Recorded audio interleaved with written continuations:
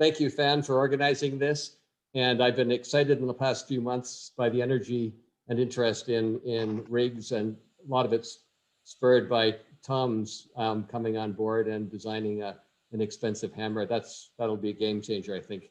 I wanted to thank Jim Woodhouse and Evan Davis for helping me understand some of the underlying science, and also my team, Alex Curtin and Lonnie Marino, who were instrumental in the design and implementation of the equipment I'm going to be talking about.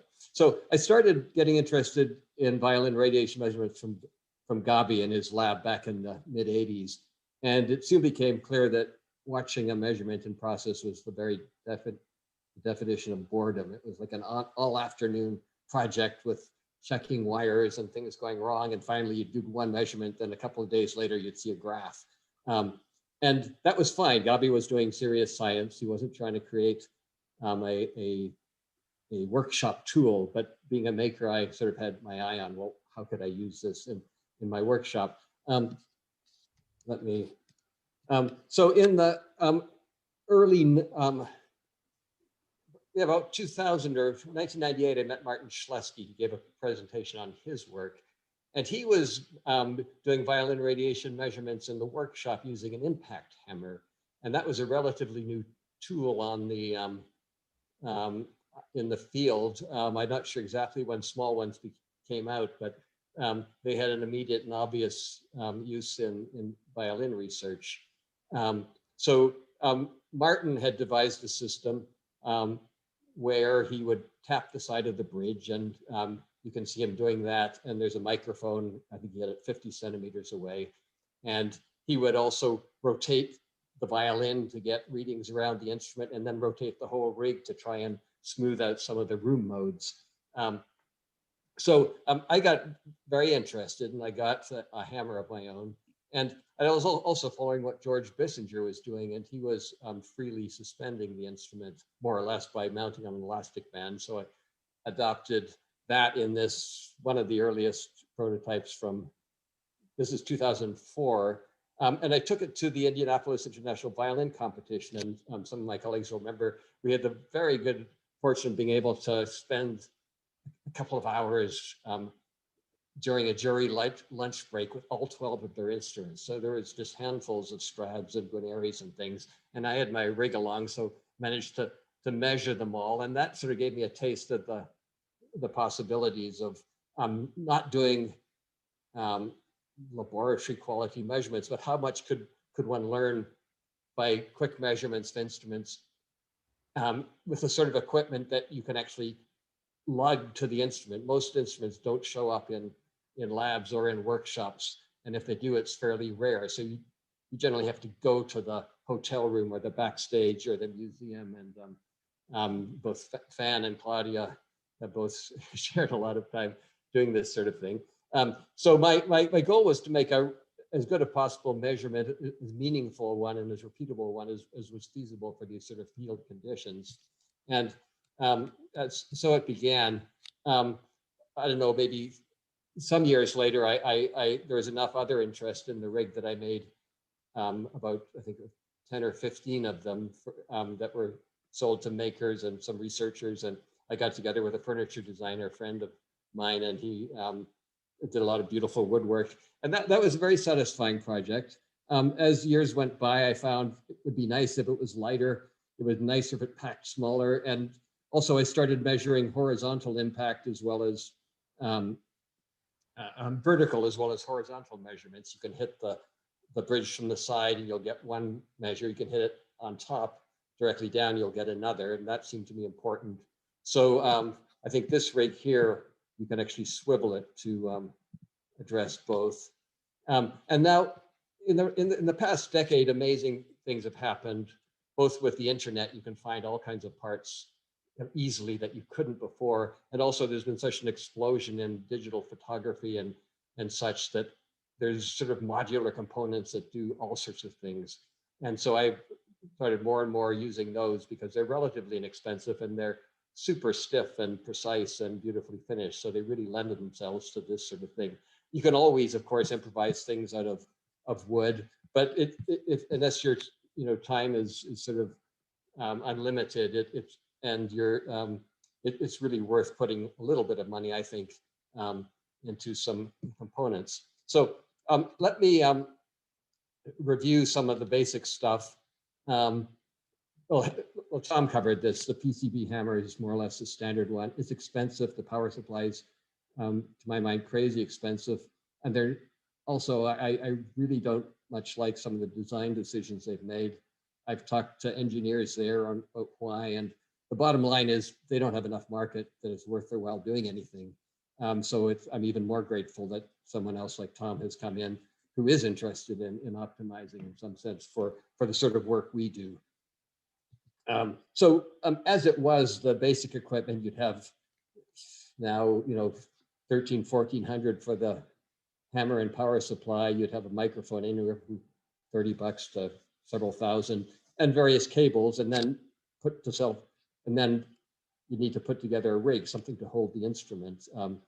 And my real working philosophy is you can't do a measurement in a few minutes, or you're probably not going to use it very much in the workshop if you're a working violin maker. It's just too much of a flow breaker to put everything down and set up an experiment. So I think the more dedicated and the more ready to go and plug and play we can get, the better. And if you're a researcher, it's a very different thing. Just a word about software. When I was starting, the only commercial software I could find that was reasonably affordable, and I don't mean MATLAB or some of the big ones, but this was Spectra Plus, which was a few $100s, and it would do a lot of the stuff. It wasn't particularly well. It was a general purpose program, so it could do a lot of things, but it was very slow to do the sort of measurements we were doing. Everything changed when George Stepani came along. Absolutely amazing that he wrote all this software, and I think it was a real game changer, and we've all benefited ever since. His was started with, was for modal analysis, but it also worked for radiation, a much simpler process, and he developed it a fair ways to make that very, very feasible. And then along came Chris Rogers, a Tufts University engineer who's very interested in violin research and is boundlessly enthusiastic and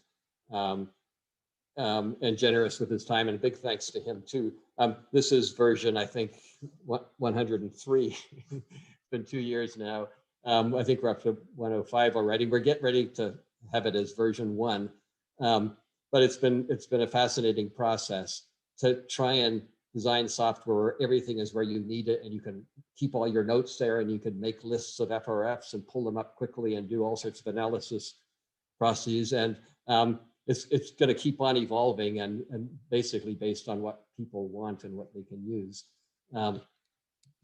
So I've had the notion that there's enough parts around now that if one were to design a rig and specify the parts, people could build it themselves. Maybe it's worth it. Maybe it's not. It depends on what you like to do. If you like building things, you probably want to do it. If you don't, you just want to get down to it, might be worth buying one. I still sell them, though I'm thinking of turning that over to Tom. He would be great at that. At any rate, so this is a schematic. I didn't have time to take good photographs, but Lonnie put together the digital parts.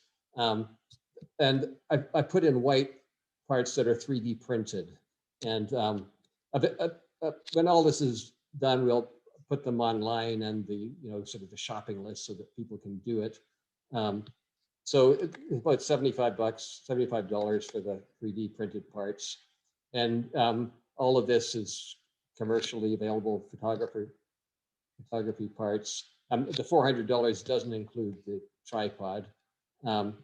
And then these 3 parts we milled in-house, but people could make either with a CNC machine or by hand. Indeed, that's very possible. One of the crucial things is being able to rotate the instrument smoothly, and it really helps to index the rotation, meaning you can kind of click it into the new position, so you're always getting the the correct angle. This we've done after a number of prototypes. This seemed to work really well. there's a spring plunger in there that indexes into these slots. There's 24 around, so you can do 45 degree, excuse me, 15 degree changes, 24 measurements all the way around.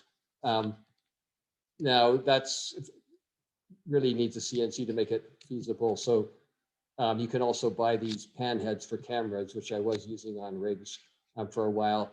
They're beautiful and they're not expensive. This one's maybe $39. The only trouble is the clicking is nice, but it's not really strong enough for the kind of mass and leverage that the rig has, but they work pretty well. So one of the things I've changed in the last couple of years is instead of mounting the instrument on elastic bands, putting them on just some closed cell foam. It doesn't have a lot of damping. Now there's a couple of reasons for that. On elastic bands, the instrument tends to bounce around a lot. And if you're also wanting to do laser admittance measurements or anything like that, that's a real inconvenience. I found that putting these here steadied it a fair bit. Also, it leaves room behind and in front for chin rests and shoulder rests. And, you know, if you want to do a test about how much effect does a shoulder rest have on the sound, you have to have a rig that lets you fit it in there. So that's one of the tweaks on this rig. It'll adapt to a lot of sort of clunky fittings that people put on their instruments.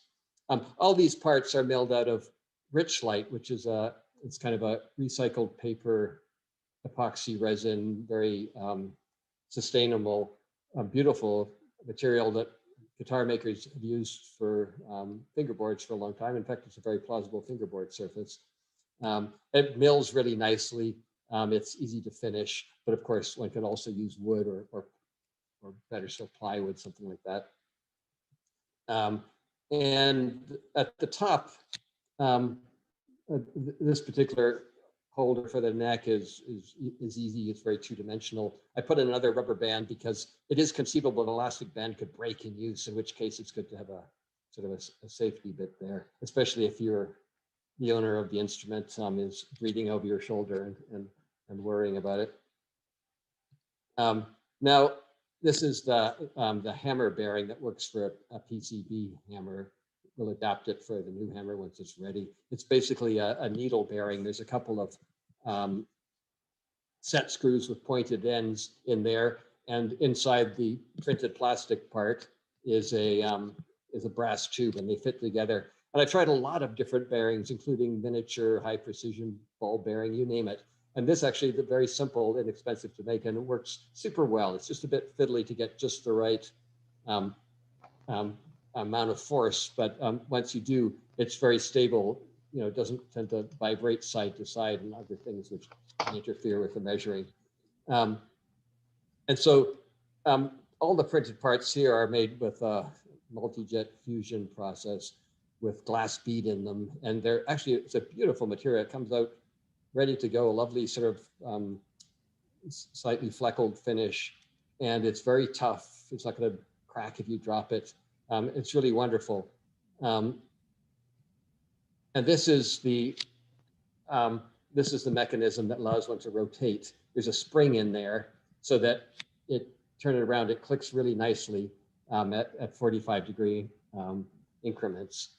And the spacing from there to there means that when you rotate it, the hammer moves 7 millimeters over, which means you're in about the right spot to do the vertical tap. You could also arrange it so that the rotation was right around the center of impact, the point of impact, if you were doing different kinds of measurements.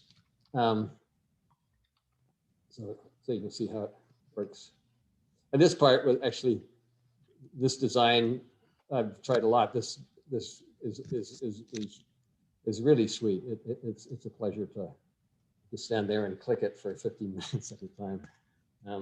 So these are the milled parts. And again, those are all perfectly susceptible to being done by hand. And then Lonnie did a little animation of this for fun. So I typically do 5 taps for each microphone position.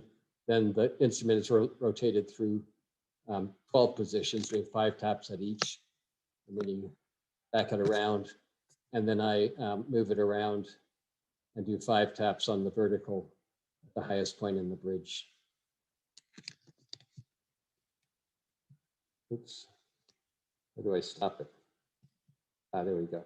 So for there's a lot of new names in the list, so I thought I'd just introduce some of the basics.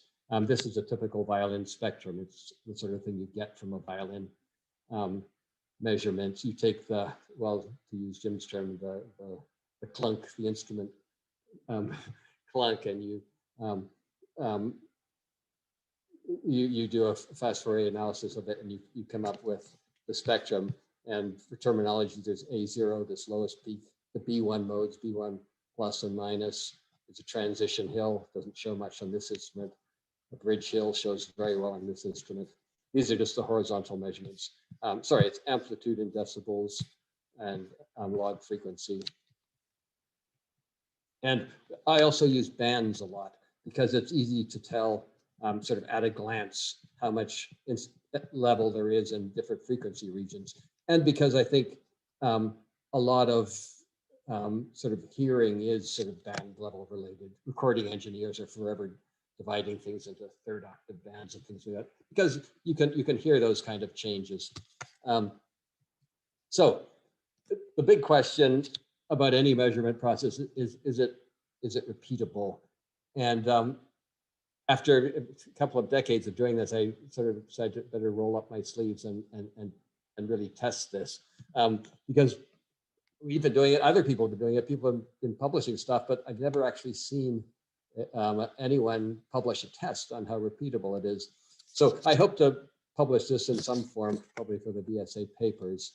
So this is a fairly informal presentation. So first thing you have to do is to do a measurement, take the instrument out of the rig, put it back, and do it again, and do it again a number of times.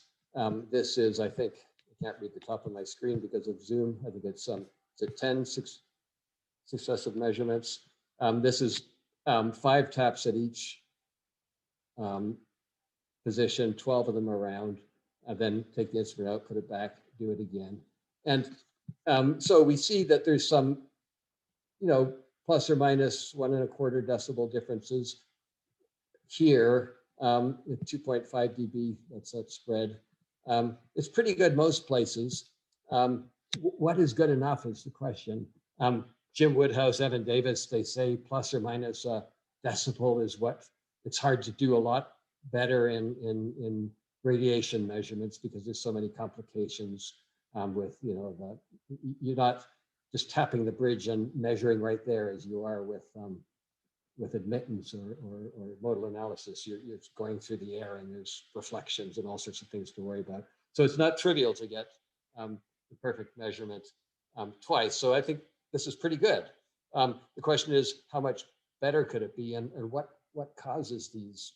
Why is it a problem? Why, for example, does it seem to get better at high frequencies when in fact the force input is lower there? I always say that don't sweat the details is about the worst advice you can give a violin maker. And I think I'm learning that the same is true with research.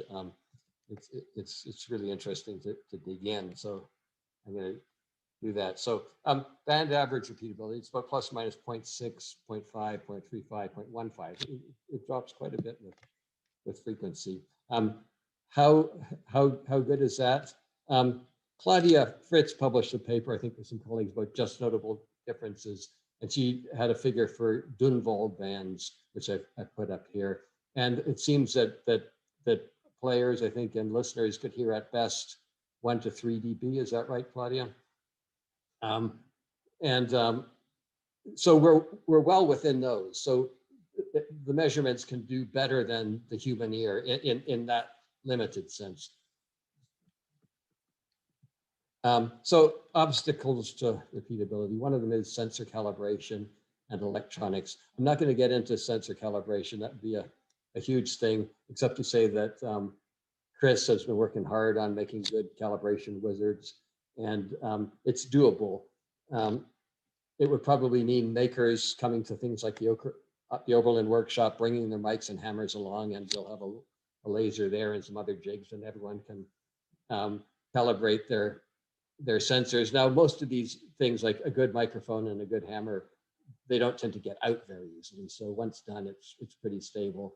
But the funny thing is, PCB always says should be recalibrated every year. I bought a microphone calibrator, a fairly good one, and it said it should be recalibrated every year.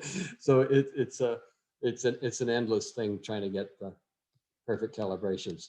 But one thing that's important is the sound card. Now, the early sound cards I used had manual gain, so these two little knobs, and you do them to get about the right gains in both channels, and then you have to be very careful not to change them. So people who do this, who use these, tend to take the knobs off and put little clamps there so they can lock them in. That's a good idea. But some years ago, maybe 5 or so, Roland came up with Octa Capture, and it was very well reviewed in the sort of prosumer audio literature. It was about $500, still is, and it turns out to be an excellent unit. There's 8 inputs, 8 mic inputs, and you don't need that, of course, but it's actually nice to have available channels, so you can have one set up for one pair set up for radiation, another for admittance. You know, it doesn't hurt. But the main thing about this was that it has digital gain. There are no knobs to turn, and it's not just that that's convenient, and it's easily checked right at the front panel what all the levels are, but that you can change the knobs. You can put both channels up a bit and nothing will change. I've just done one little test here, 2 admittance measurements. The red line is an increase in 2 dB in both channels, and you can't really see the red line.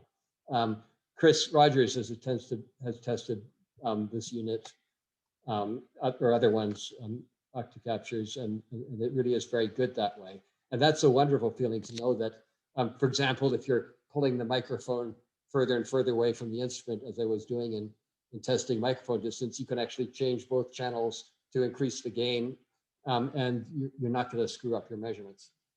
So that's only one, I think, of 2 sound cards on the market that have digital gain, and they're both in that area of that price area. But I think that will be coming down into less expensive sound cards. And it's certainly, Chris has been looking into Raspberry Pis and things like that, which work entirely digitally. So I think that's probably going to be the way of the future. Something I never thought to see was inexpensive microphone calibrators are showing up on Amazon and other places. I don't know why, who buys them, but $85. I don't know how well it works. But Chris has got several inexpensive ones, and I've got a couple of calibrators now, and they're pretty good. But just the fact that they're making them shows that things are getting cheaper in areas I would never thought that would be addressed by mass manufacturing. So obstacles to repeatability. How hard you hit the instrument shouldn't really matter. You're dividing one signal by the other, so it's a ratio. So if you hit it twice as hard, it makes twice as much sound. You divide by one the other, you get a sort of a steady reading. But let's test it. I thought, let's get rid of the microphone. Let's do admittance. So I glued an accelerometer to the bridge, so there's no variables to do with the sound radiation in the room acoustics. And this is 20 taps with a PCB hammer, and this is going all the way up to 20 kilohertz. And this is with a metal on the bridge. I should say I flattened the pointed metal tip on the PCB hammer to sort of a almost flat lens shape. And this is tapping very lightly, but structural vibration measurements are to be envied. It's hard to do that well with radiation, but anyway, it just shows that the hammer and the tapping mechanism is working very well. Now, Here I tapped significantly harder, but still within the range. I wasn't clipping anything, and immediately things deteriorated, especially at low frequencies. And I have no idea why. I hope to understand better what's going on. It doesn't really matter, but the more you understand about something, the better you can try and optimize it. So then I tried the same thing with radiation measurements. Now, Fan or Claudia, can one get rid of the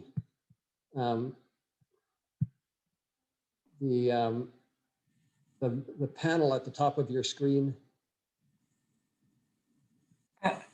Which panel? The one that has stop video security participants, because it always blocks my screen title. You can put it at the bottom by. Oh, hide video. Oh, yeah. Nope. No, that got rid of everybody else.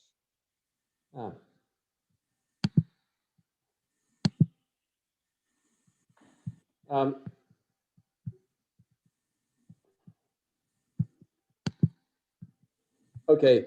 Could somebody, Claudia, could you read what the title says? Radiation repeatability, 10 light taps. Okay, I'm back where it should be. Thanks. So this is tapping lightly 10 times, a little bit more than I did with admittance, but that general spirit. And you see right away that you don't have a lot of energy, especially at high frequencies. And if it's got to go through air and get to a microphone, the signal to noise deteriorates. So you get more issues. Now I hit it as loudly as I could without clipping. And funny enough, it got better at low frequencies where it got worse with admittance. I don't understand why. Everything has to do with the details of the impact and possible nonlinearities, but I would have thought they were the same with admittance and radiation. Anyone has any ideas, I'd be glad to know them. So in conclusion, variations in impact strength shouldn't matter, but they do. An automated hammer would help. So I made an automated hammer. I've been thinking about this for ages and different possible designs and tested a few. It turns out that it can be done really simply and inexpensively with a push solenoid. Basically, the solenoid hits a prong on the top of the hammer, it cocks it, it pulls back to its shell, and the hammer.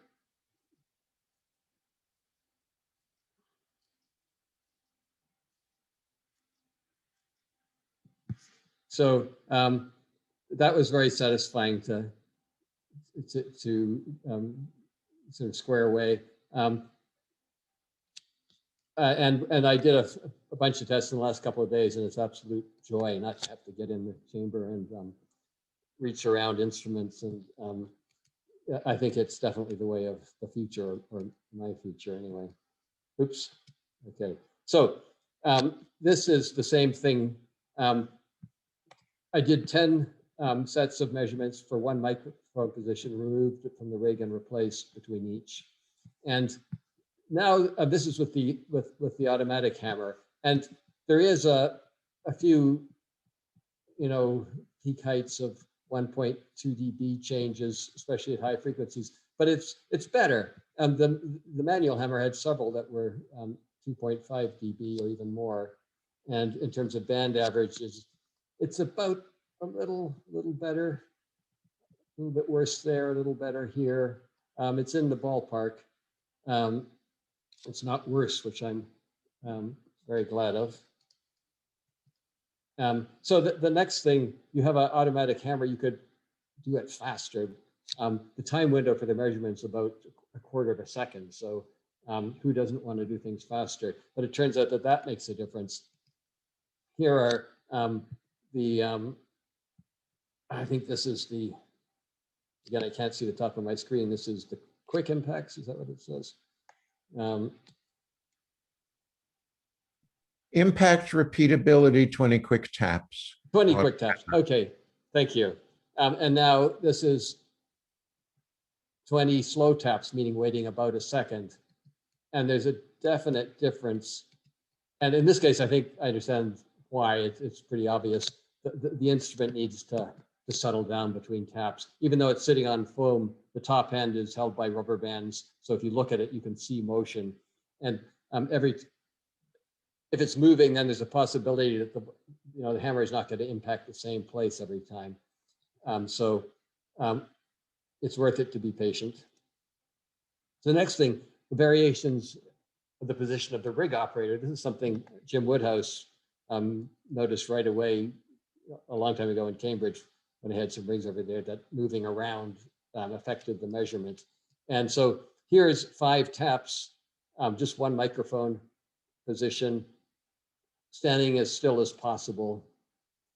And then here's 5 taps, changing position between each. I mean, I was quite radically changing position just to see how bad it could make it. And yes, indeed, you should be careful about your position.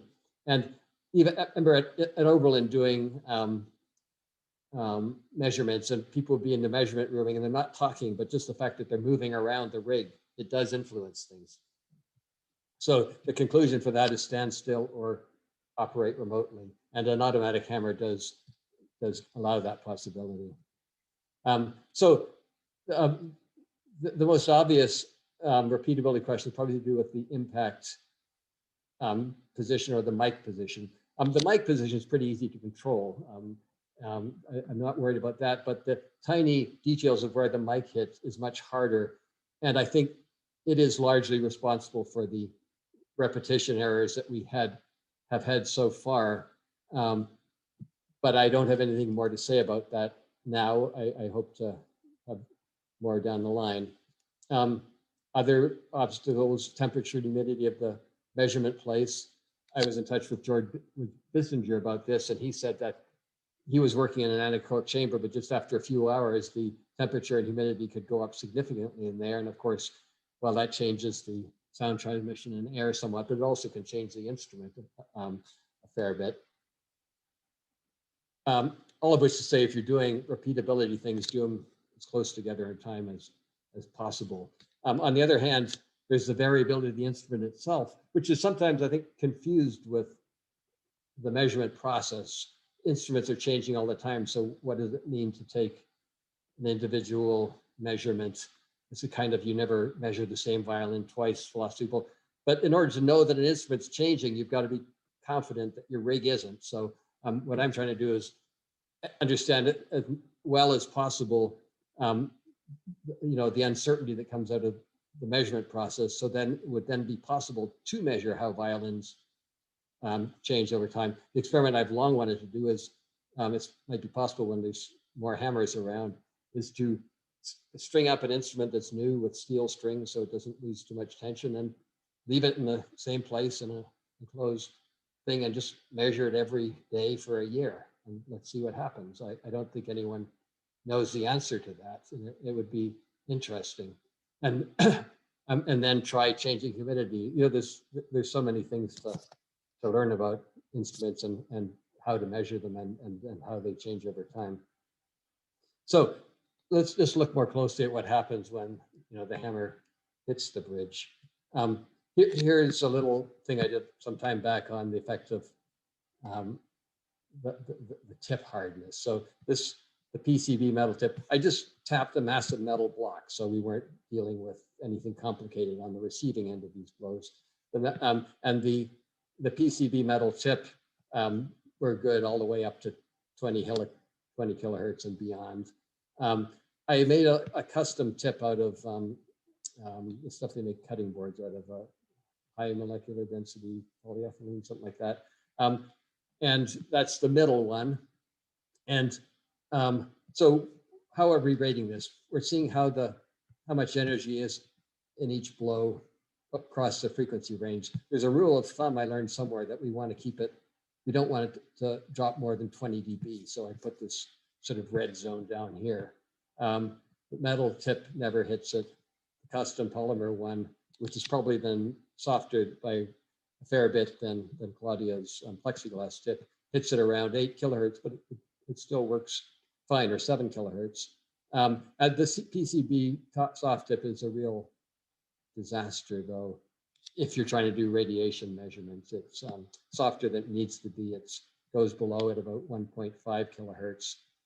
It's also tricky. When I got one, it was doing all sorts of nonlinear measurements. And it turned out that the tip was too long for the hammer. So there's a little air bubble there.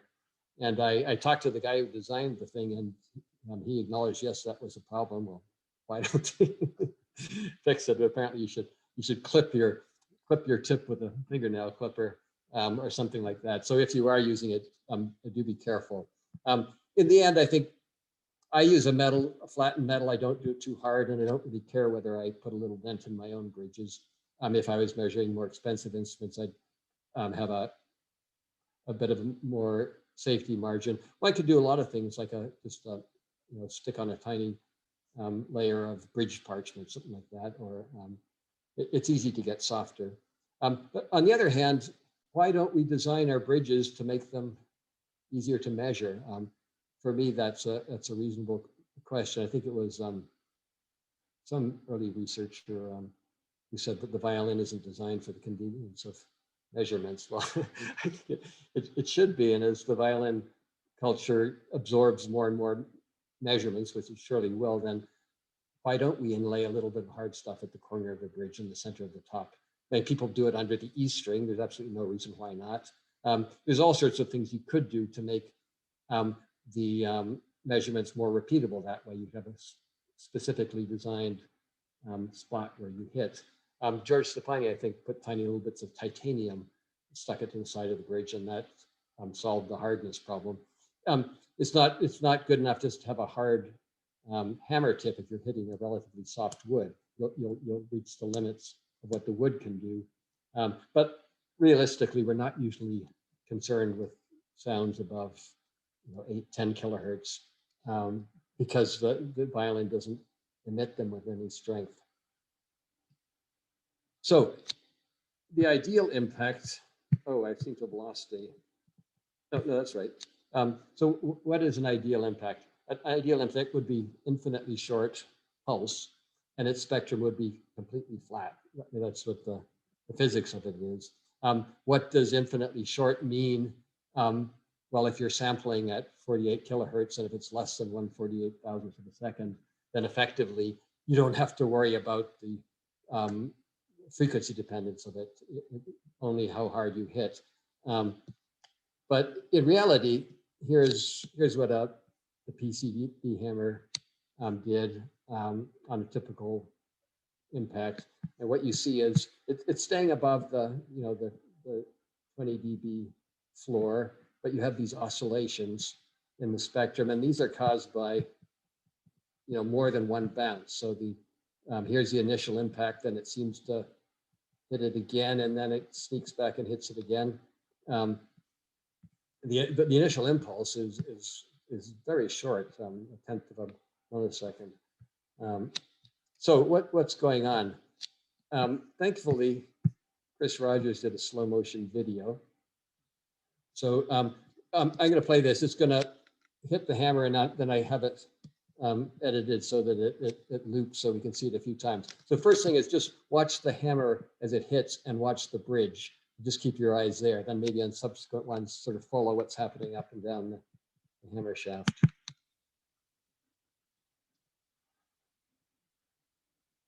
See how the bridge moves over? And if you watch it, you can see that it bounces back and hits the hammer there. Focus on that this time.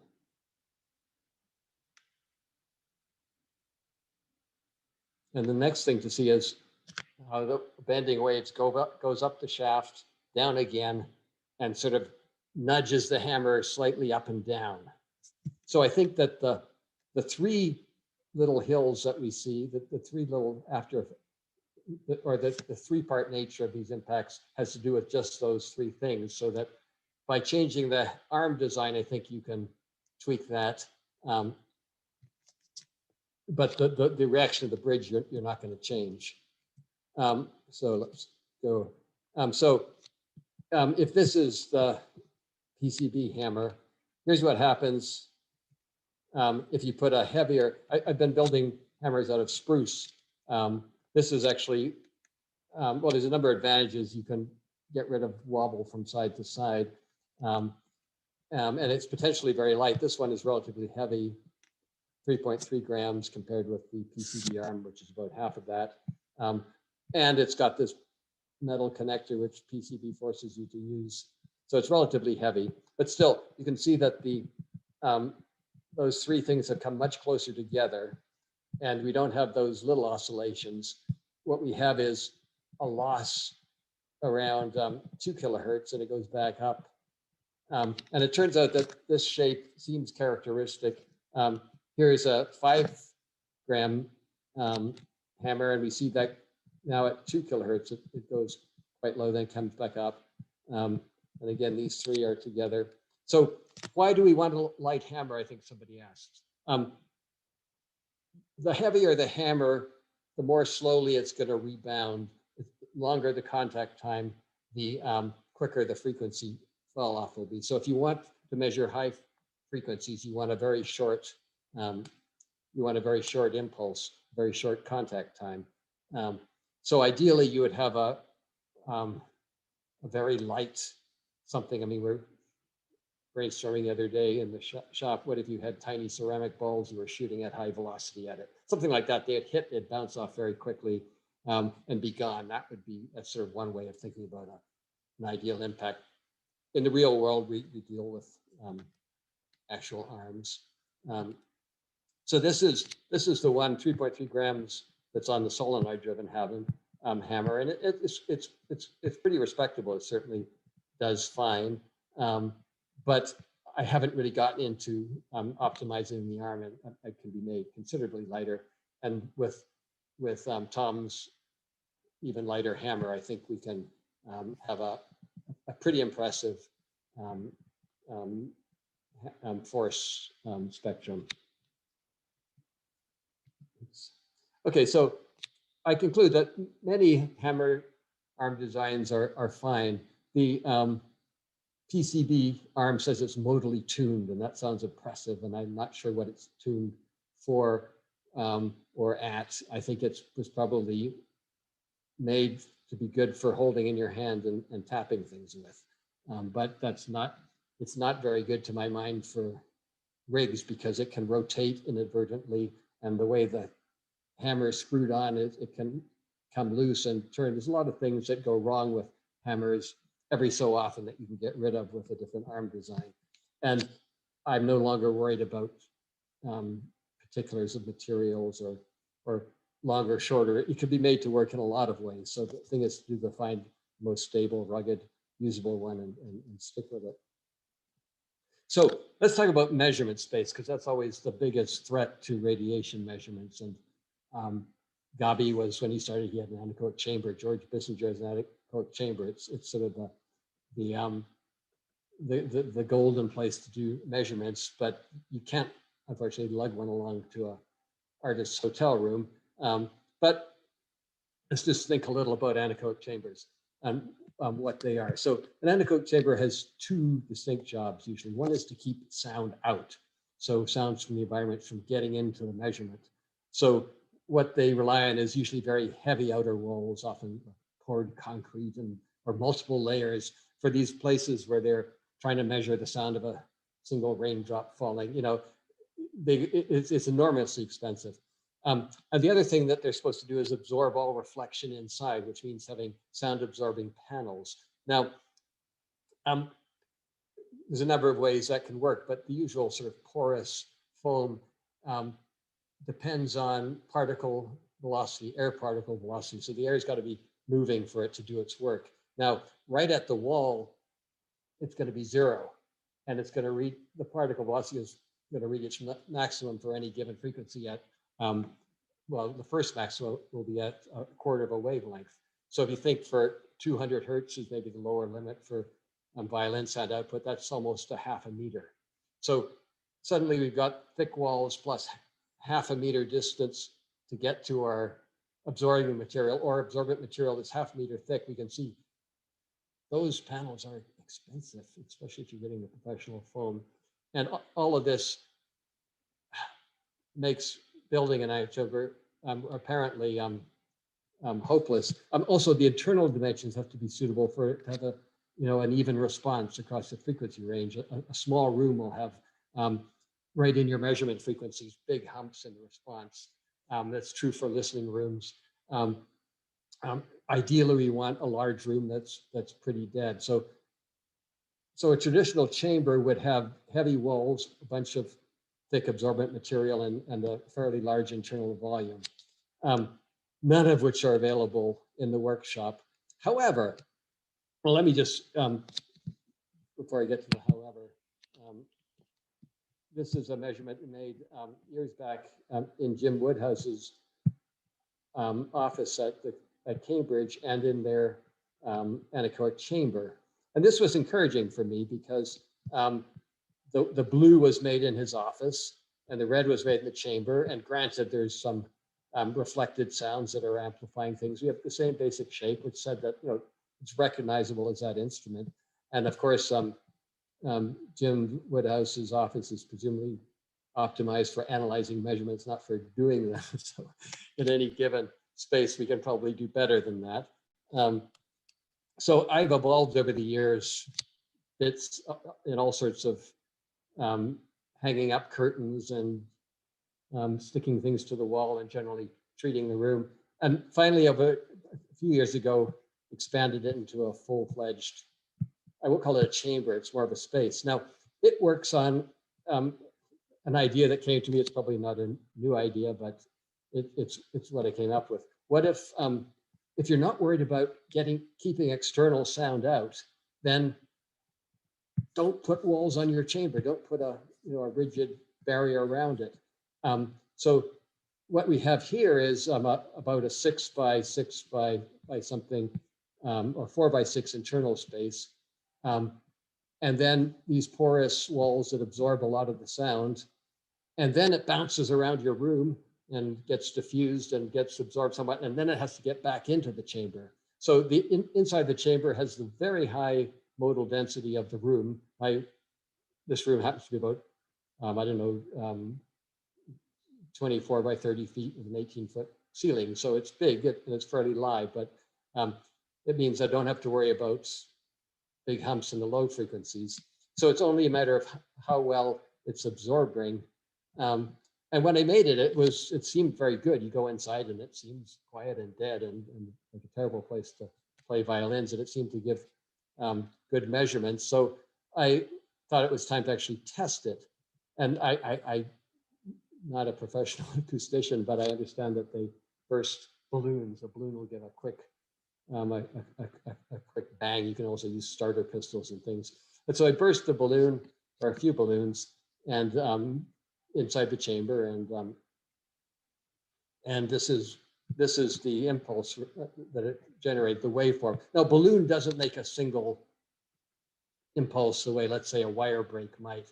It's actually, you can see slow motion films of them bursting, and what happens is a wave comes out, then it collapses back in, and various things happen. So this doesn't mean it's bouncing around my chamber at all.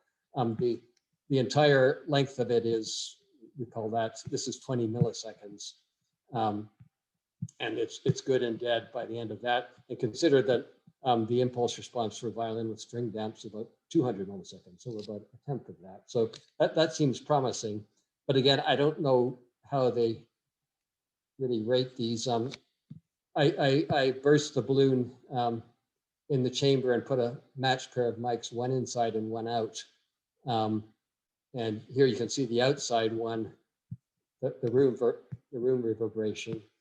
And I had to change the gain on the microphone. So I would say there's an attenuation through the workshop, through the chamber walls of something around 20 dB perhaps.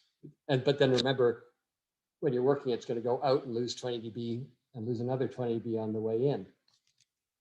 Oh, and this was a balloon burst outside the chamber, and then measuring inside the chamber and measuring out. In this case, there's a 20 dB difference in gain, and they're normalized to the same level. So we can say the chamber wall attenuation is indeed about 20 dB. I should say that the wall itself has about 4 inches of Sonex foam and then there's about 8 inches of absorbent panel like mineral fiber, or I'll talk a bit about that in a minute.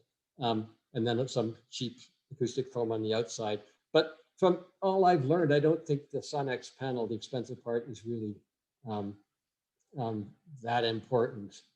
Oh yeah, this was fun. I found that there was online a balloon burst in the chamber at Salford University in Manchester, UK, and they advertise their services for doing acoustical testing. And it's a big chamber with a really, really low noise floor. But their balloon burst, again, I don't know how to compare really. They use a different brand of balloon than I did. But oops, you know, I was pretty pleased by all this. Now, later on, I'll show some strange things that happen measuring inside my chamber. I don't know whether they're because of the chamber or because of the near field properties of the violin.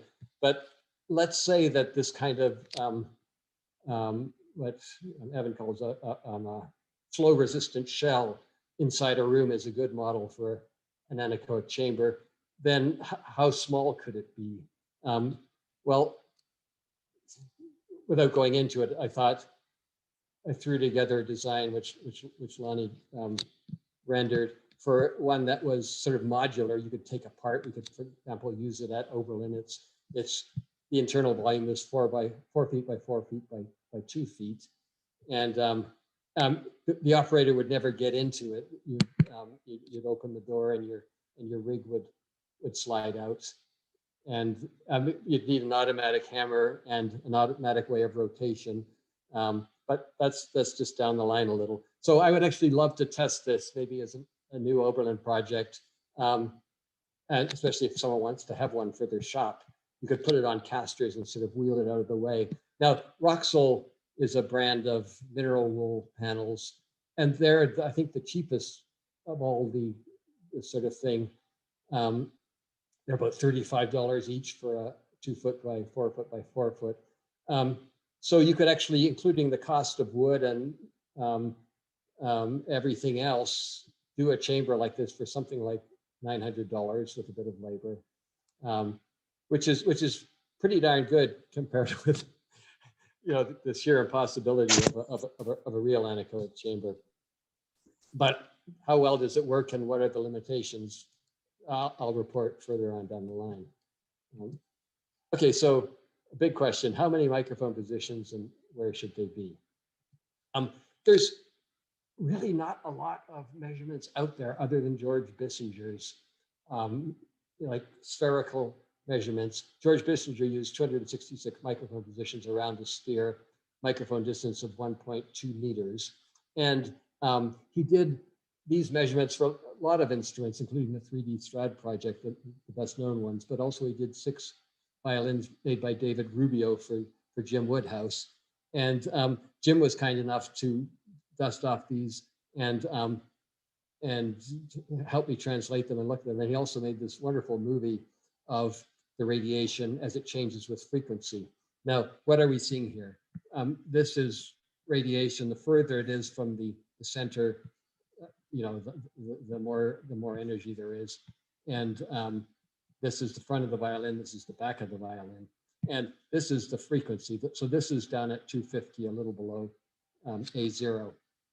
And this is gonna, when I start this movie, it's gonna start moving up all the way up to 4,000. And so watch what happens.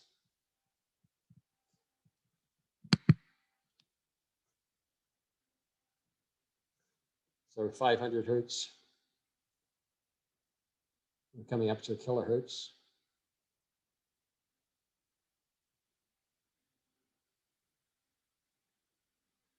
Now we're coming up on the bridge hill pretty soon.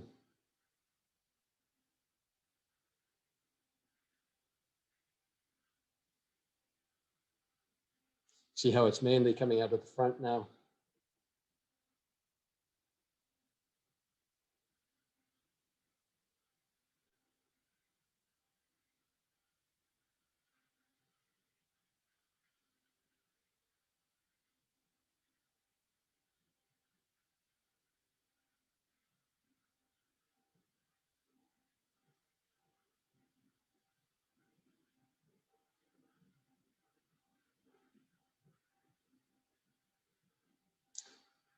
A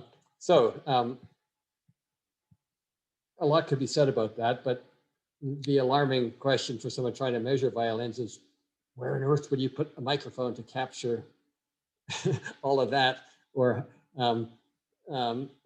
it's obviously violin sound radiation is very complex and very frequency dependent. And the idea of using a single microphone to give a to capture it definitively is just absurd.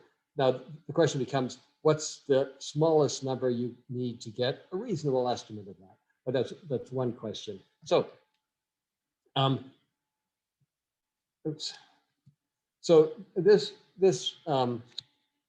screen, this shot shows the red line, which is just Jim took out of the sphere the equatorial positions, which is kind of what we're measuring with my rig. So if you're, imagine pointing at the bridge and then going around the violin, that's what the red line represents, whereas the black line represents the whole spherical radiation. It's been smoothed a little bit, but it's not bad. I was delighted to see this. I was expecting a real debacle. And it's pretty good at low frequencies, which you'd expect, but higher up, it's not bad at all. So let me. This is an average for all six. Let's just look quickly at all six of the violins to see what the range is. If it varies a lot from instrument to instrument, which would be important to know. But what these little circles up here, this just means that the two are about equal. This means that the red one's higher. This means the black one's higher. So I'm just going to leave those same ones there, but see how it changes from instrument to instrument. So instrument number one, it's indeed that pattern. And again,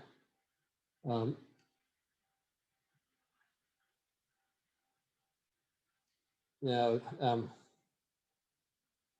this is closed up here.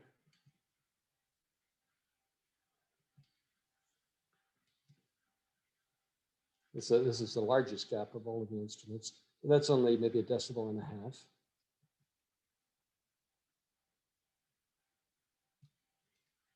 Okay, so my conclusion from this is equatorial readings seem to be a good approximation of spherical, especially at low frequencies.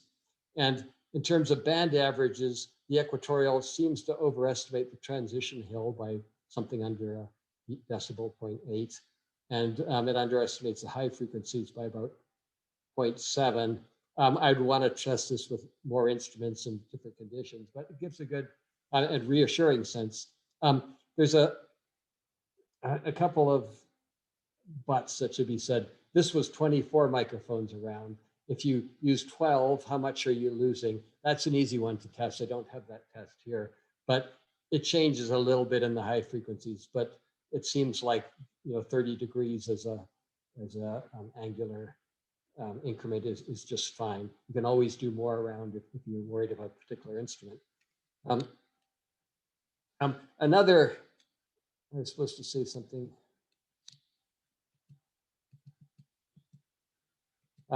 Oh yeah, another thing that's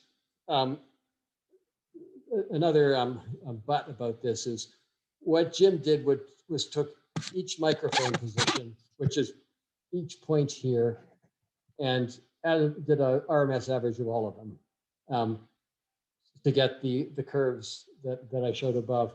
Now that gives equal weight to every microphone.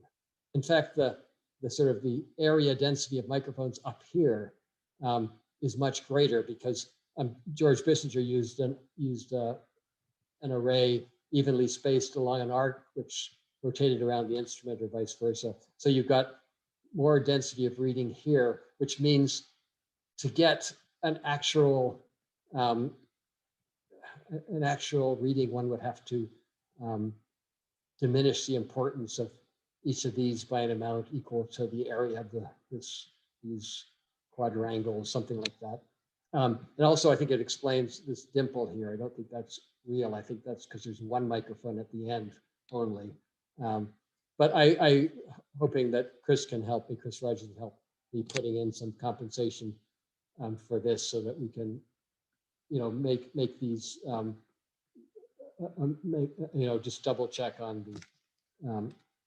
the final results. So making sense of microphone difference. This isn't saying anything about measurements. It's just some of the different distances. The player's ear is about 15 centimeters, depends on the player. Their stand partner's ear might be 0.5 meter. Microphones for recordings are often about a meter away.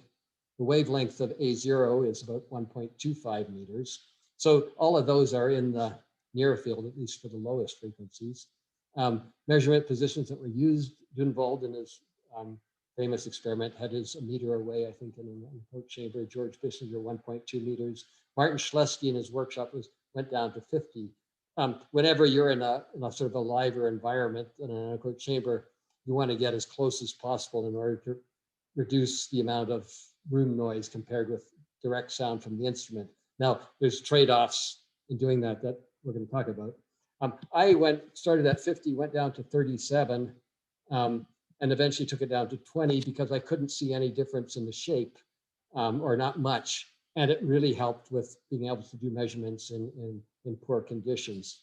So I'm still at 20, and I'm not sure I'm going to change in spite of everything that is to come here. So just the wavelengths, open G is about 1.7. And if you're talking about the various high frequencies of the violin, maybe 4 centimeters. So that's just to give a sense of the distance we're talking about for a full wavelength. Now, the first thing acousticians talk about when they're talking about radiation is near field and far field. And I would love to get Evan Davis to do a talk about all this. Maybe we can book one right after this because he's a real expert in these things. In the meantime, I'm poking around various sources to get explanations. This nice diagram was by C.E. Piquet's, I don't know if I'm pronouncing it right, about the acoustic radiation of organ pipes. And if you imagine this is the end of an organ pipe, he's treating it as a piston. So you have this about a half wavelength here where he calls it the circulating near field because energy is sloshing back and forth as it does near the surface of the violin without going anywhere. And that has to happen for an organ or you wouldn't, the pipe wouldn't work. And then up to about a wavelength or wavelength and a half, he calls it, it's circulating and propagating. And then there's this transition zone. And he puts 2 wavelengths to infinity as the far field. And everyone acknowledges these are approximations and there's of course a smooth transition. But the main thing is that the kind of, what's I think known as the evanescent waves that circulate here, they don't get far. They diminish much more quickly than the other waves. So you start getting a little bit away and they're not nearly such a problem. But the question is, this is for acoustically small sources. A violin is acoustically small, kind of compared with its lowest frequencies, but not compared with its high. So I also found, just trying to learn about near field, far field, a lot of the work on that is done with radio frequencies. And I found this great formula for radio antenna measurements, and they calls it the reactive near field. I like that. And there's a circulating one. Reactive because things that happen in this range can change the instrument itself, the behavior, or the antenna in this case. If you have, well, let me not say about anything more about that, except to say that this turns out to be the wavelength times divided by 2 pi, which is like 0.159 times the wavelength. And that's much shorter. And then I found just the other day in Colin Goff's musical acoustics chapter of the Springer handbook, the same formula written another way, saying the near field was basically that formula. And now, obviously, this is a simplified way of looking. I'm not trying to pin any interpretation to any of these people who wrote this. It's just me trying to get a sense of what we're looking at and translate that and what it means for measuring violins. So if the near field extended half a wavelength, as the Piquet says, then we see that for A0, it'd be about 63 centimeters. For B1, about 40. For B1 plus, 33. Here I have my mic at 20 centimeters. It's well within the near field of all of these. So this is C4 at 25. And then if it's indeed the smaller number, suddenly everything changes. I have the mic really outside of all of the reactive near fields because A0 is 20 centimeters. And I like to think that I stopped my mic there because of this. And indeed, when I went further, funny things started happening. So in a sense, that's true, but that this is a formula that, or a definition of the near field, or the near field that would be encouraging for me. Is that, does that make it correct?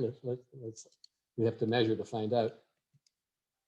So this was a measurement I did a while back, simply moving the microphone from 55 centimeters, to 15. And when I say these distances, I mean from the rotational axis, the axis about which the violin is rotating. So it's essentially the center of the violin.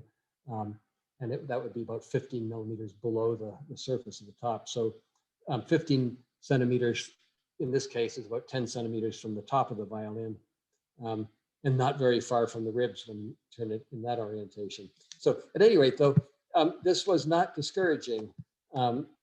You see kind of the same shape. As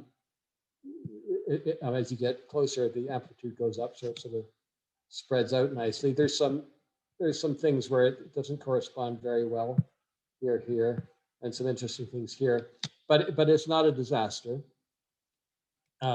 So I decided to do a more careful measurement, and this is starting with it at 10 centimeters and moving it in 5 centimeter increments all the way out to 1 meter in my chamber. And the first thing you notice, there's a lot going on here that to me is actually quite puzzling. And then it kind of settles here, but we wouldn't want to say that microphone distance doesn't matter. It does matter even in an anechoic chamber. This is with half a semitone smoothing. And again, it's just one microphone position, moving the microphone out incrementally. And let's look at the individual. So this is at 10 centimeters. I'm just going to scroll through these sides and just sort of watch the changing patterns, especially around the A0, B1 minus. So 10 centimeters, 15. You see that dropping, A0 is dropping. 20, which is what I do, and that's a very familiar balance for me. 25, okay, it's not changing so much. 30, it's not changing so much. 35, but look what's happening. B1 plus is creeping up.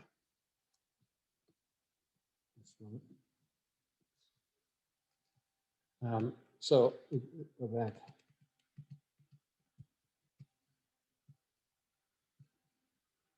It seems to stabilize. Now the balance between B1 plus and B1 minus is going crazy. And now it's rebalancing itself a little. Whoa, what's happening now? Again, it shifts dramatically. And at 85, we've got this very bizarre looking balance to my eye. And this was very disheartening to me. Does that mean I've been looking at this wrong all the time? And there aren't references one can't go to literature and find what a microarray full measurement looks like as an FRF. They simply aren't around. So what if it looks like that? But then just as we're getting close to a meter, it started rebalancing itself. And we're not yet out of the near field by the we're not yet up to a full wavelength of A0, but it's as far as I could go in my anechoic chamber. So I really need to retest in a larger chamber, or as Jim suggested this morning, just take the measurement outside and try it there on a quiet evening. So I will report more on this down the line. Another possibility, though, is that my chamber is too small. Okay, so, but if you just stand back a bit, it's not a disaster. You know, things are within 2 dB mostly. So, question, this was just a single microphone position. Now, with a violin, the acoustic centers of the modes aren't in the same place. A0, it's slightly outside of the instrument. I mean, it shifts around. So when you're measuring, as you turn a violin around, you see A0 go up and down wildly because you're moving quite far. I'm not putting this very well.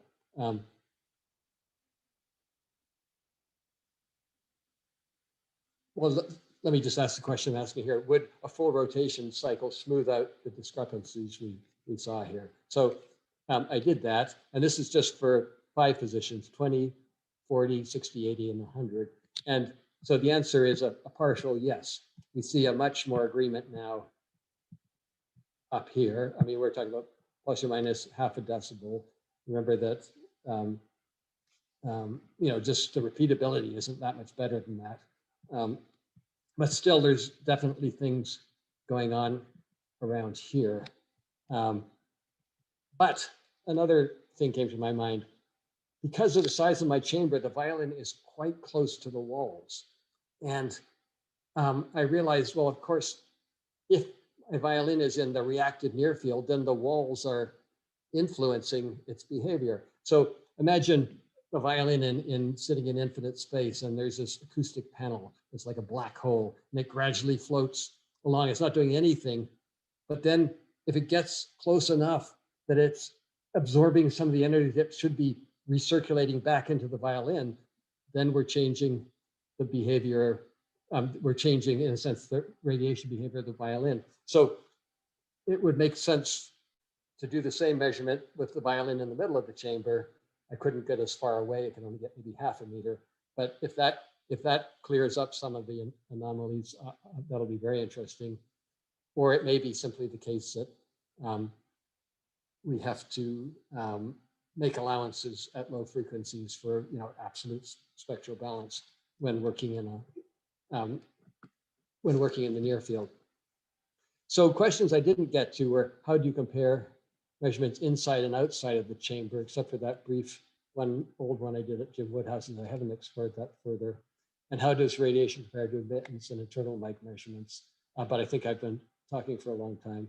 So just a few things about the near future, hopefully. This is Chris Rogers' first working model of using a Raspberry Pi, this tiny little computer. They're inexpensive, I think 50, 60, 70 bucks. And that's everything's on there, but you know, the software, the in and out.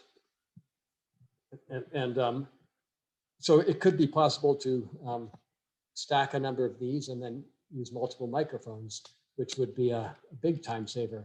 My dream would be to walk over, put an instrument in, hit it once vertically, hit it once horizontally, get the answer, and walk away. And I think we can get there. For example, what came to my mind first is you buy a hula hoop and you get a bunch of lavalier microphones and you mount it around it. All it needs from there is multiple channel processing, which will be available. And then you have to think about microphone calibration. But you know, that's doable, but I think that's a very promising area. I'm excited to work on that with Chris. So that's all I have to say. I will throw it open to stunned silence or to questions. Thank you, Joseph. Are there questions? Remember to use the raise hand. But I can't raise my hand. Can I start? Yes. Yeah, thanks, Joseph, for this talk. There is something that you didn't really address, is the direction, the angle with which the hammer hits the bridge. And in particular, when the bridge is like this, how do you manage to hit it properly horizontally? Because basically only one part of the tip of the hammer will hit the bridge. So if you, because you said that, oh, the violin hasn't been designed to be conveniently measured. And indeed, the bridge with this angle like this, when you hit it, and I felt that this is really one of the main problem I have, to remove the double bounce and to hit it with the right angle. I agree. I didn't specify. I use that corner as the point to hit, and if the hammerhead is flat, then it defines it reasonably well, but it's not ideal. I agree. Because you will have an angle between the flat surface of the hammer and the bridge, which is not. No, but you hit at the point, at the corner. So I don't know whether you can see my hands, but the bridge comes, and then there's a corner, and if you hit at the corner, you have a defined line. Yeah, but it gets left defined the more times you hit it. yeah. But that's okay. I think that it's a source of uncertainty. I completely agree. It's workable, but I really think that I'm going to design a bridge which has a little measurement point there and in the center. Why not? Yeah, and I had another thing about, because you asked for hints about why your measurements with the accelerometer are much more different than with the microphone. And I was really puzzled because it was really below 200 or like around 200, 300. And that's a massive difference. And because you don't see this in the microphone position, that means it's not due to the hammer, but due to the accelerometer. And I remember having done some measurement with Jim, and I had problems like this. And then Jim told me that it's not because of non-linearity in the system by itself, it's non-linearity between where you actually, how you attach the accelerometer to the bridge. And so when you hit too hard, the accelerometer, even if you try to glue it, especially I was probably not gluing it with super glue at that time, and then it was actually, the accelerometer could actually bounce back because of the strong impact, and that was causing problems. So the non-linearity was the contact between the accelerometer and the bridge, with the accelerometer not being fixed properly. And that may be it. At the same time, the accelerometer in that experiment was really glued on very thoroughly. Okay. And I might expect at high frequencies, it would start to have an extra degree of freedom, but I think at the low frequencies, it couldn't have moved. I may be wrong, but. Did you check the coherence of the measurement when you were hitting hard? Was different? Oh yes, the coherence dropped, absolutely, yes. Okay. This is something real, and so even if you control for example, you just say, okay, I will hit hard, but always from the same distance, this will give coherence. Yes. Can I feed in a comment here? Yeah. Yes, please. The plot you were showing that had that low frequency anomaly, that had been turned into admittance, yes? Yes. So therefore the accelerometer had been integrated. And yes. I suspect that's where your noise has come from. Mm-hmm. The accelerometer has got lousy signal at low frequency, and then you've boosted it by the process of integration. And so you've boosted the errors by the process of integrating, I suspect. That's interesting. It's a factor of, you've multiplied it by a factor of, you've divided it by the frequency, essentially, in integrating. So as your frequency goes towards zero, you're dividing by nothing. And so the errors are getting boosted by a factor proportional to frequency, inversely proportional to frequency. Yeah. Well, I have to think that through, and offline we can talk about that, but I suspect that's the issue. Brilliant. Thank you. Thank you. Okay. Jesus Torres. Thank you. Hi, Joseph. Can you Hi. hear? Okay. With all of these considerations of the impact in the bridge, the classical setup of Eric Johansson is horizontal, and you have a vertical position your violin. Yes. Tom, for example, has violin in his lab, horizontal. So we can compare these admittance measurements, horizontal and horizontal and vertical. Yes. Yes, no problem, because you are hitting the bridge here in this way. Yes. In this way, and you are not moving the hammer. Oh, I'm sorry, I didn't show a diagram of. So for the horizontal, I hit the side of the bridge as Jim showed for admittance, and very standard. For vertical, I go straight down at this highest point of the bridge, so a little closer to the D string than the A. So with all of these, there's a presumption that the bridge is rigid enough up there that it's not, you can see the forces moving in a straight line. So I think the idea is to strike at two normal directions. You could, for example, strike at 45 degrees to a little prong in the center of the top. Imagine a little ceramic ball bearing there. It's one way I think about doing it, and taking two measurements at 45, then you're tapping both at the same point. So in a sense, it would be better defined.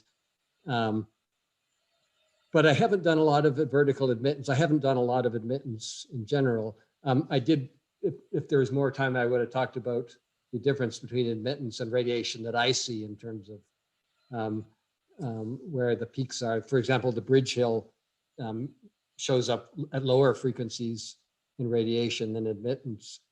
In admittance, it tends to peak about 2.5. With radiation, it's typically 2 or below. But that surely has everything to do with radiation efficiency. Anyway, it's a very interesting area that I don't think has been explored much. But did I answer your question? I'm not sure. Yeah, that's fine. Thank you. Joseph, I'm just wondering whether Reza's question was not about the fact that what you say about horizontal is not what Jim considers as horizontal, because Jim is always going tangentially to the bridge, while your horizontal is not. If you have the bridge, you are hitting like this, while Jim tries to always to hit like this. So it's tangential to the bridge. Yes, I understand. And there's some advantages to do that, mainly as you hit a flat surface. But then to get something at 90 degrees, I'd have to be doing vertical at an angle, which makes me a bit queasy. I think that you just need to get, if you're dedicated to getting, the two measurements, pick your two, and I think the software can sort the rest of it out, as I understand it. But isn't Jim interested in something he calls rotational admittance? And I'm not. Maybe Jim, could you pipe in here? That's a different thing.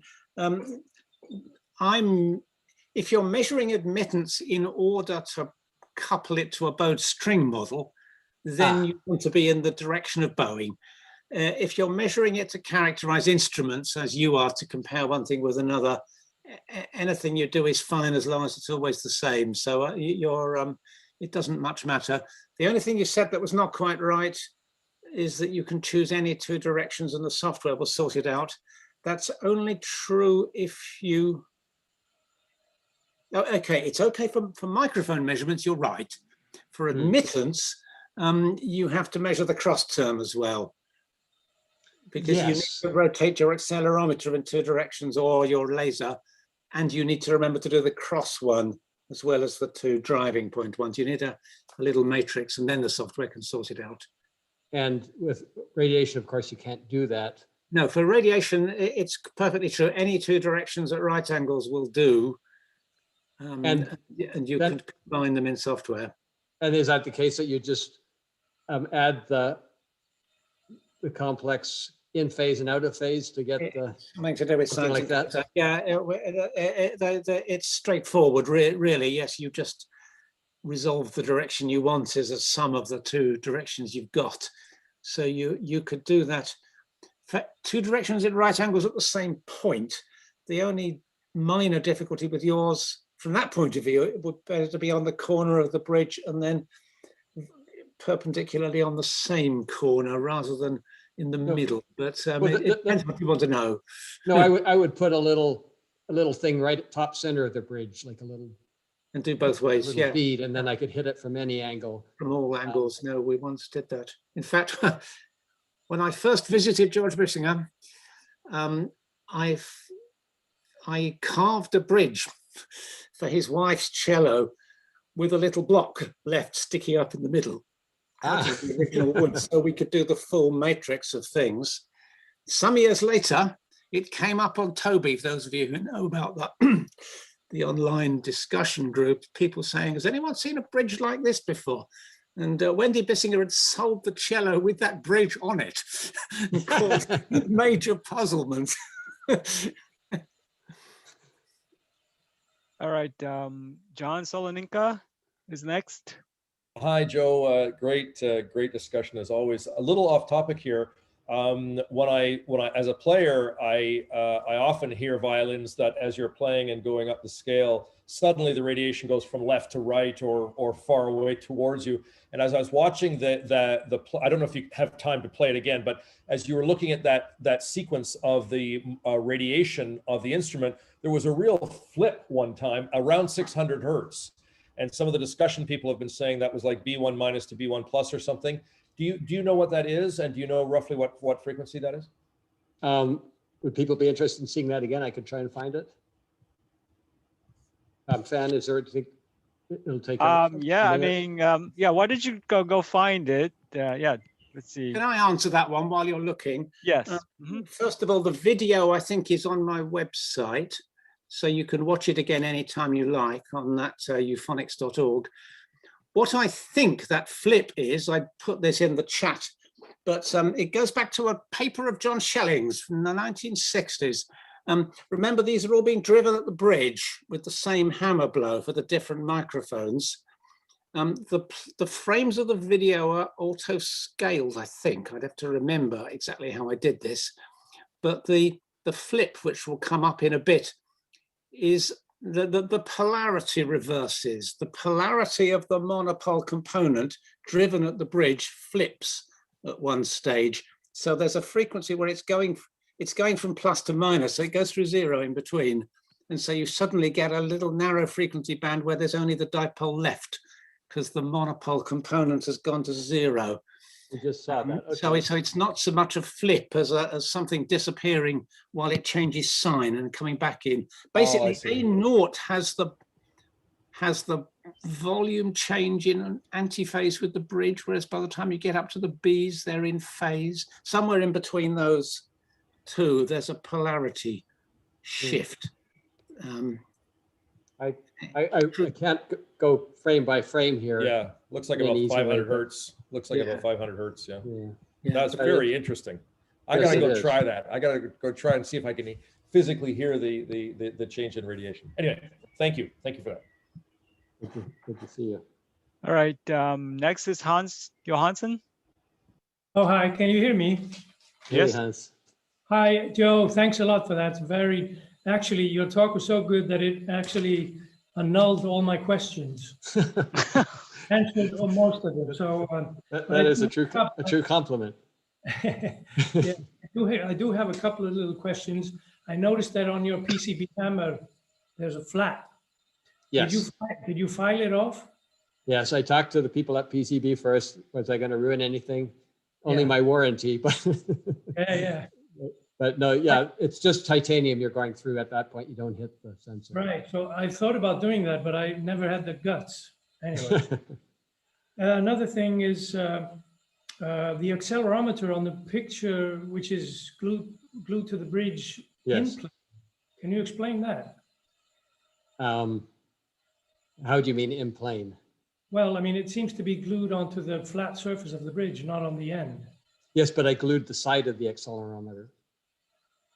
Ah, okay. All right. So actually, I pre-glued the accelerometer onto a little spruce base. So it means you could stick it on and move it around, rotate it without that problem you're alluding to. Okay. Just one more little question. The comparison with the Rubio instruments, were they, root means, are they RMS averages? Do you know what I'm talking about? Yes, they are. Jim, am I right there? Yeah, well, you are RMS is what you asked for that particular thing. We looked at linear RMS and magnitude averages. I think they're equally easy to do. All right. Okay. That's all. Thanks a lot, Joe. Good to see you. Thank you. All right, Joseph Najivari. Can you hear me? Yes, I can. Go ahead, Joseph. My question is rather theoretical. I direct it to Joseph, but also to other theoreticians. You apply the impulse with your impact hammer at the bridge. And I wonder how much information we lose by ignoring the impulse at the other end of the string, like at the knot. Have you tried to hammer, to apply everything what you have with the rig, the impulse at the ebony on the knot? I'm sorry. Have I tried tapping the nut? The other end of the string? Oh, the Helmholtz motion runs back and forth. Yes. Between the bridge and the other end. So I wonder what the result would be if you hammered the ebony, the hardwood, which passes the vibrations very efficiently into the body, that we know by touching a tuning fork at the site. You will hear the same loud sound what you hear when you touch the tuning fork to the bridge. So it's a legitimate question. Would it be worthwhile trying to get a response curve at the knot side of the fingerboard? It's a perfectly reasonable thing to do. In fact, people who do modal analysis probably do that all the time. I'm not a theoretician, so I can't address it at that level, but just instinctively, if you hit the violin anywhere, it'll make a noise. Therefore, there is a radiativity associated with each spot, and you could measure it.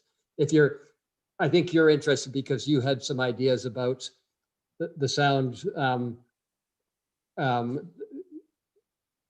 Well, Joseph, well, actually both Josephs. The only practical thing I would point out in terms of the response at the nut is the overwhelming majority of the time we're not playing with open strings. So the string is not vibrating at the nut. The other thing to add to that is that the bowed string mainly vibrates in the plane of bowing. So the force at the nut is parallel to the fingerboard, not normal to the fingerboard. So it's not tapping normal to the nut that you would want to do. You'd be needing to apply a force tangential to the nut. But you could hammer the nut in any direction to see the difference. No, at the nut you could do it. It's easier to do that test with the wire brake method rather than with the hammer. It's been published, this, hasn't it? I mean, certainly for guitars, it's cleaner with a fretted instrument to do these measurements at the different frets. It's an issue for electric guitars because if they want long sustain, they fuss a lot about making the body really solid, but they still have a thin, flimsy neck, and they can end up with something where the string loses more energy into the neck than it does into the body. In the violin, I forget the numbers, but it's sort of 20 or 30 dBs lower at the low frequencies. You know, there's not all that much energy that goes in, I think, at the nut end, if I'm remembering right. It's in the literature somewhere. Can I comment, even though I'm not? There's somebody who's talking, but who's very... Is it Colin? Colin, yes. But very faint. Colin, you're very faint. Sorry, it's like, I don't know. Far away. Colin, you need to somehow fix your, I don't know, microphone or something in your computer because you're very, very faint. I think he left his microphone inside the violin. Internal cavity measurement. Okay, forget it for the moment. Okay. Go to someone else. Do you want to Oh, take your question, Colin? Well, if you can hear me, I mean, I have done measurements, in fact, on hitting at the neck, and it quite obviously depends on frequency, and it is quite an appreciable effect when you get to higher frequencies. As you can hear, if you hit the violin, you can hear the different sounds from hitting the violin at the bridge or hitting it at the nut end on the neck. That's all I want to say. Did somebody understand that? Yeah. Yeah, Yeah, we could hear that all right. I didn't. Could you repeat briefly what he said? Well, perhaps, yes. I mean, It's more of an effect at high frequencies than low. but it's very appreciable. I mean, it's only about 10 dB, 20 dB down, even at low frequencies. And you can hear that immediately when you hit that.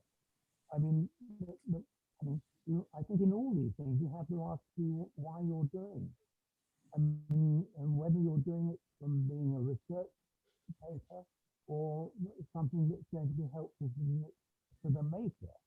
And for the maker, I think some of these things are not very important for them when they're trying to adjust an instrument.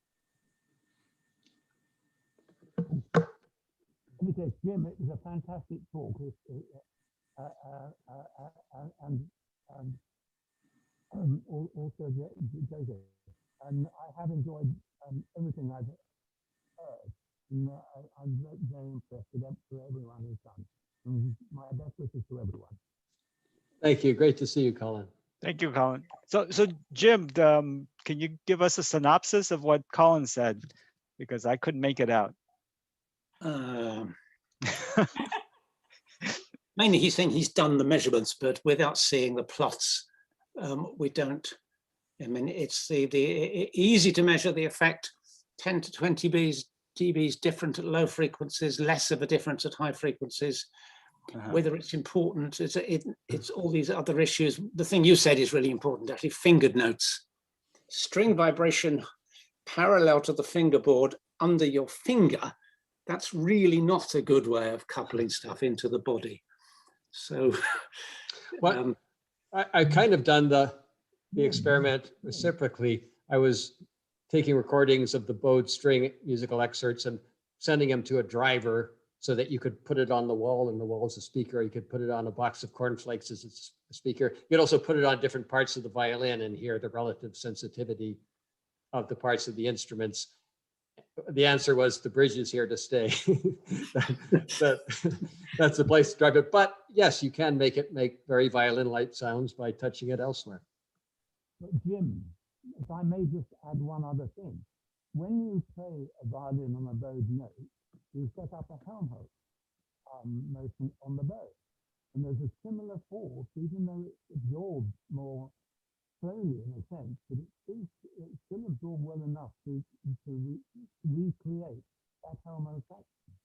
So it must be doing something in terms of exciting the. Look, the force is similar, but it's tangential to the fingerboard. It's not in a really good direction.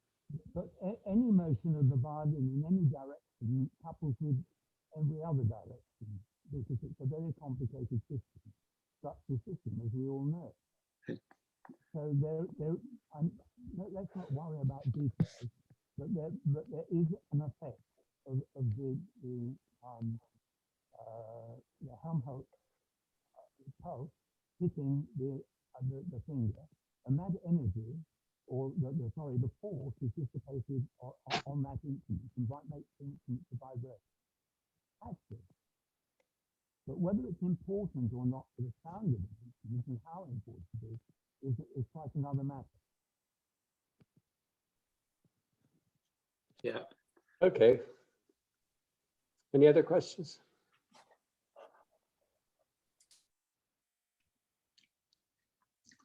Nope, I don't see any other questions. Thank you, everyone. We wrap it up. All right, so thank you very much to our presenters, to Joseph, to Tom, and to Jim. We will we haven't done so, but we plan to schedule a series of these sessions over the next 6 months or so. So stay tuned, and you'll be on our mailing list. I have all of your emails if you haven't been already on our mailing list. So you'll get information.